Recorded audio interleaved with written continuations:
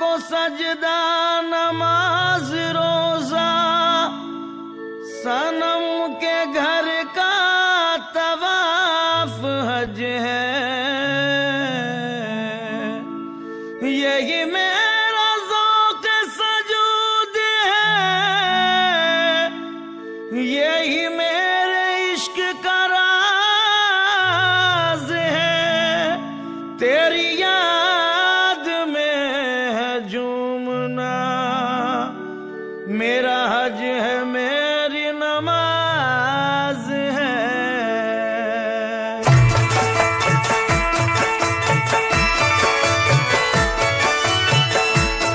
है सबके सनम अपनी जगह लायक तौक़ीर, है सबके सनम अपनी जगह लायक तौक़ीर, है सबके सनम अपनी जगह लायक तौक़ीर, है सबके सनम अपनी जगह लायक तौक़ीर, है सबके सनम अपनी जगह लायक तौक़ीर।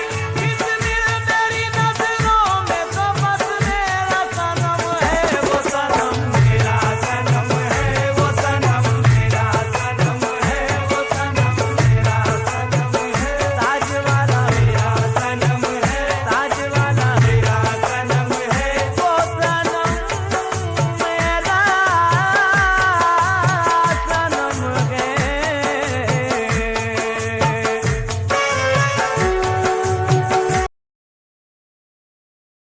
गल खाना बीटानोन चौक, उसके बाद में वाकी, जहाँ पर संत ताजुद्दीन बाबा ने अपने चरणों को स्पर्श किया था। आज वाकी के दरबार पर 3 मार्च से लेकर 9 मार्च का उर्स पिछले कई सालों से मनाया जाता है, जहाँ पर एक खासियत है कि अखिल भारतीय पत्रकार संघ की ओर से पिछले 19 साल से यहाँ पर आने वाले भक्तों के लिए यहाँ पर महाप्रसाद का वितरण किया जाता है। पिछले कई सालों से 13 साल से नेशनल संदेश के संपादक हमारे सम्मानीय अग्रवाल बाबूजी की ओर से यहाँ पर किया जाता है। और साथ में आज फिर से एक बार 3 मार्च 2024 में संत ताजुद्दीन बाबा के उर्स पर आने वाले पूरे श्रद्धालु के लिए यहाँ पर महाप्रसाद का वितरण किया गया है। मेरे साथ में खुदनारे सर है, मेरे साथ अविनाश सर है, मेरे साथ बंधु चौरागढ़े जी है, मेरे साथ में हमारे मित्र पत्रकार है, सारे यहाँ पदाधिकारी है। और मैं सबसे पहले खुदनारे सर के पास जाऊँगा। सर, 19 साल हो चुके हैं संत ताजुद्दीन बाबा का निरंतर सेवा कर रही है अखिल भारतीय पत्रकार संघ।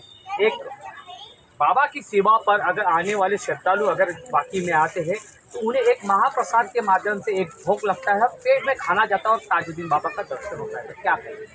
ये जो जगह है जहाँ पर महाप्रसाद का कार्यक्रम होता है, कहा जाता है कि जो रेलवे टाउन है, ये रेलवे टाउन पे अंग्रेजों काल में जब बाबा सरकार थे उनको वहाँ पर उतार दिया था। और जब उनको उतारा तो रेलवे सामने सड़कें नहीं रही थी। ये जगह का महत्व है। और ये जगह पे अपन 19 साल से जो कार्यक्रम कर रहे हैं, जो श्रद्धालु को जो कार्यक्रम कर रहे हैं, तो निरंतर शुरू है।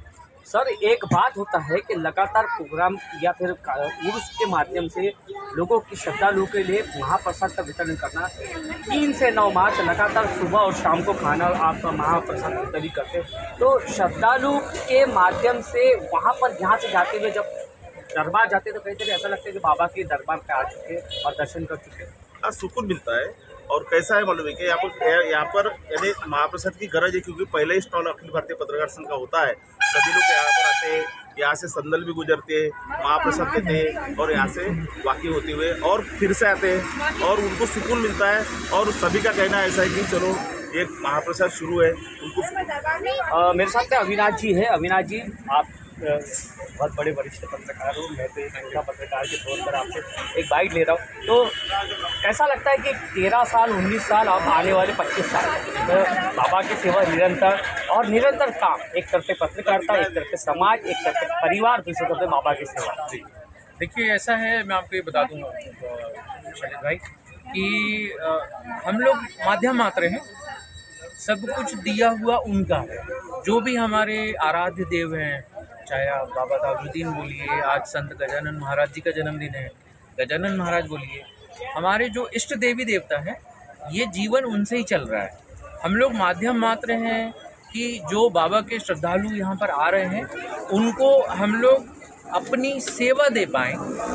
हमारा ये सौभाग्य है कि हम लोग आने वाले यहाँ पे सैकड़ों श्रद्धालुओं की भूख और प्यास मिटाने का काम करते हैं और सब कुछ बाबा जी का दिया हुआ है। अविनाश जी, आपने जिस तरह से बोले कि हम सौभाग्यपूर्ण हैं, तो ऐसा लगता है कि विदर्भ के वासी जो है, विदर्भ के लोग हैं, एक तरफ संत ताजुद्दीन बाबा है, दूसरी तरफ हमारी कोराडी माता की माता रानी है, आगाराम देवी है, रेणुका देवी है, दूसरी तरफ हमारी पारडी की भवानी माता बसते हैं। इस तरह हम लोग लगते हैं कि पूरी तरह से हम एक परिपूर्ण और विदर्भ के वासी, ऐसा लगता है कि जैसे विदर्भ के नेता भी आए, तो विदर्भ के नेता और विदर्भ के लोग ऐसा लगता है कि भगवान के प्रति बहुत ज़्यादा उनकी आस्था है। जी जी, देखिए एक बात मैं आपको बता दूं कि विदर्भ जो है ये, आप कोई भी इतने सारे आपने उदाहरण दिए, आपने अदासा वाले गणपति का नाम छोड़ दिया, आपने जहाँ कि हम सौभाग्यपूर्ण हैं, तो ऐसा लगता है कि विदर्भ के वासी जो है, विदर्भ के लोग हैं, एक तरफ संत ताजुद्दीन बाबा है,